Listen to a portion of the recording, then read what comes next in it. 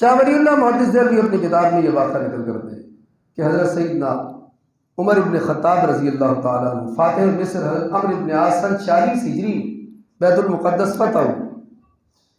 تو وہاں جب انہوں نے بیت المقدس کا محاصرہ کیا تو محاصرہ بہت لمبا ہو گیا، فتح نہیں ہوتا.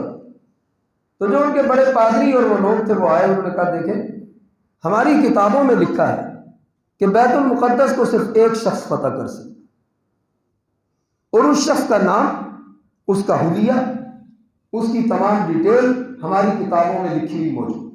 اگر تو آپ میں وہ شخص موجود ہے تو لڑنے کی ضرورت نہیں ہے، ہم چابیاں آپ کے حوالے کر دیں، آپ ان کو لے آئیں. اگر آپ کے امیر وہی شخص ہے جو ہماری کتابوں میں درج ہے تو ہم چابیاں حوالے کر دیں، لڑائی کی لوڑ ہی کوئی. انہوں نے مشورہ کیا صحابہ سے اور خط لکھا امیر المومنین کو کہ یہ لوگ یہ کہتے ہیں. حضرت فرمایا ٹھیک ہے، اگر میرے جانے سے بغیر لڑائی کے مسئلہ حل ہوتا ہے تو ہم چلتے ہیں. چنانچہ آپ نے اپنے غلام کو ساتھ لیا، اپنی سواری تیار کی، اونٹ پر بیٹھے، اپنے سامان سفر کے لیے کیا لیا؟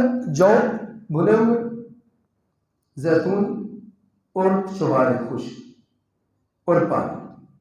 آپ نے وہ سواری کا طریقہ طے کر لیا. چلتے چلتے ایک مقام پر پہنچے جہاں صحابہ موجود تھے، اس استقبال کیا.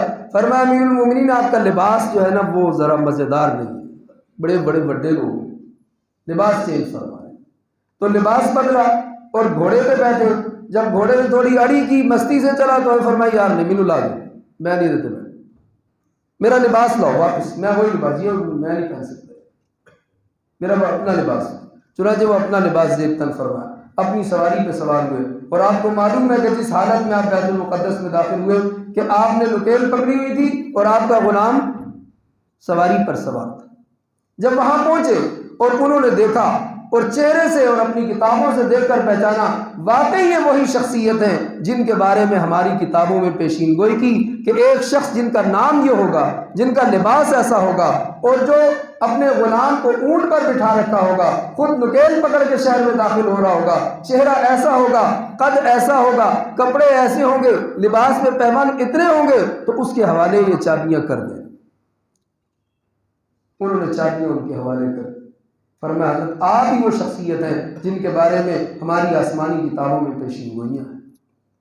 اور یہی حضرت عمر رضی اللہ تعالیٰ جب بیت المقدس میں داخل ہوتے ہیں تو ایک بڑا پادری آیا. اس نے کہا حضرت آپ نے یہ تحریر مجھے لکھ کر دی تھی. فرمایا کہ بھائی یہ مال نہ عمر کا ہے نہ عمر کے باپ کا ہے. فرمایا حضرت تو سامنے لکھ کے دیتا سی کیا سارا کچھ تیرا. تو مجھے حضرت نے فرمایا دیکھو بات یہ ہے، زمانہ جاہلیت کے اندر ایک واقعہ پیش آیا کہ آپ سفر پہ، شام کے سفر پہ گئے تجارت کے لیے، واپس آ رہے تھے تو اپنے قافلے کے ساتھ رستے میں کچھ سامان پیچھے رہ گئے. یہ لینے گئے، سامان جب لیا تو قافلہ چلا گیا. تو چلتے چلتے یہ آگے پہنچے، ایک انہیں گرجا نظر آیا. وہاں گرجے کے پادری کو کہا یار مجھے کھانا وانا بھی کھلاؤ اور مجھے یہاں رہنے کے لیے جگہ تو میرا قافلہ چلا گیا. اس نے ایک مٹی کا ٹوکرا لا کے دیا، پھاوڑا لا کے دیا کہ اے نال مٹی کھوترو تے اے بھر کے باہر سٹو، میں شام میں تمہیں ملا. اور دروازہ بند کر کے اندر چلا. حضرت عمر بیٹھے رہے اور ظہر کے وقت وہ باہر نکلا تو دیکھا تو یہ بیٹھے ہوئے. فرمایا تو سر کام نہیں کیا؟ فرمایا نہیں. وہ اس نے آگے سر میں مکہ مارا. جب سر میں مکہ مارا تو حضرت نے وہ جو کئی یا کدال یا پھاوڑا تھا وہ سر میں مارا، اس کا وہ وہیں اس کی موت واقع ہو. وہاں سے آپ چلے چلے چلے ایک اور جگہ پہ پہنچے، وہاں ایک اور پادری سے ملے. اس نے ان کو دیکھا، کھانا بھی کھلایا، رہائش بھی دی. فرمایا آپ کا نام، آپ کہاں سے ہیں؟ فرمایا مکہ سے.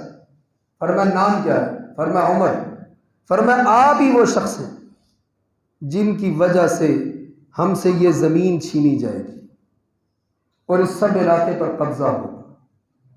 فرمایا یار میں تو مسکین بندہ ہوں. میں فرمایا آپ ایسا کریں مجھے تحریر اور امان لکھ دیں کہ اگر ایسا ہوا تو آپ یہ زمین، یہ گرجا اور یہ سارا علاقہ میری نظر اور میری ملکیت کریں. حضرت نے لکھ کے سائن کر.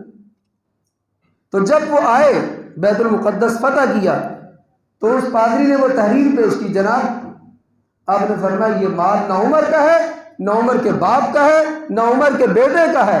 عمر کی کیا ضرورت ہے کہ یہ سب کچھ تمہارے حوالے کرے؟ وہ بات میں نے لکھ دی تھی اس زمانے میں.